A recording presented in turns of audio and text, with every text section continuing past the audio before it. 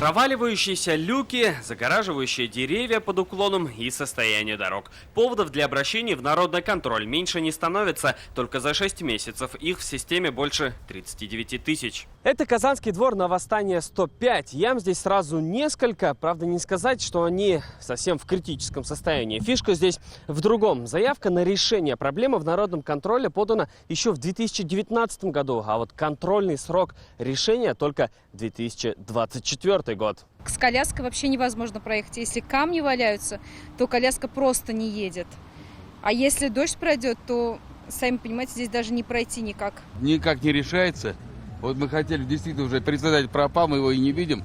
Вот эти вот все машины пройтись. Ну ладно, что у меня больно, машины нет, и прям дом задевают. В то же время, например, заявку по яме на улице Гвардейской планируется решить уже в следующем году. Почему такие разные ответы на, казалось бы, две одинаковые проблемы? Во-первых, ответственные исполнители смотрят степень изношенности дорожного полотна, смотрят программы, которые есть сегодня уже в перспективе на 2-3 года по дорожному строительству. И если, предположим, там программа 2024 года и полностью будет ремонтироваться дорога, безусловно, в данной ситуации она будет стоять в 2024 году. Кстати, содержание и ремонт дорог на втором месте в топе обращений. Лидер – благоустройство территорий. Всего за полгода решено почти 27 тысяч заявок. Часть из них были отработаны вместе с прокуратурой.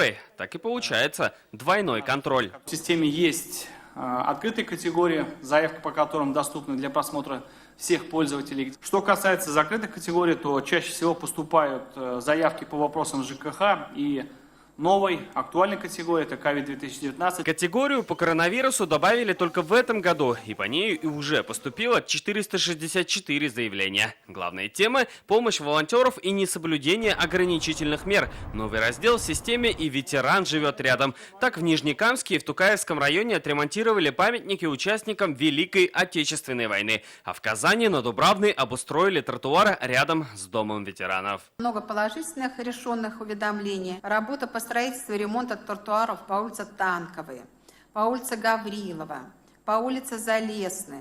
В набережных Челнах выполнен ремонт тротуара по проспекту Вахитова. Сабабаш в Сабинском муниципальном районе. Проведена работа по строительству нового моста. Проведено строительство и ремонт дорог по улице Газовой в селе Кощаково Пестриченского района.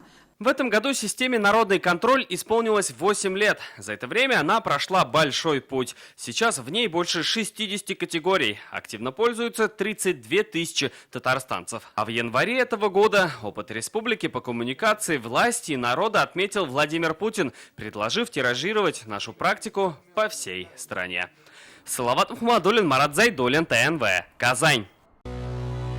Наша рука помощи вашему бизнесу. Антикризисные предложения. Телефон 843 5 705 100. Көтелмәгән кунак көттөреп кенә интернет челтәрләренә дә килеп җитте.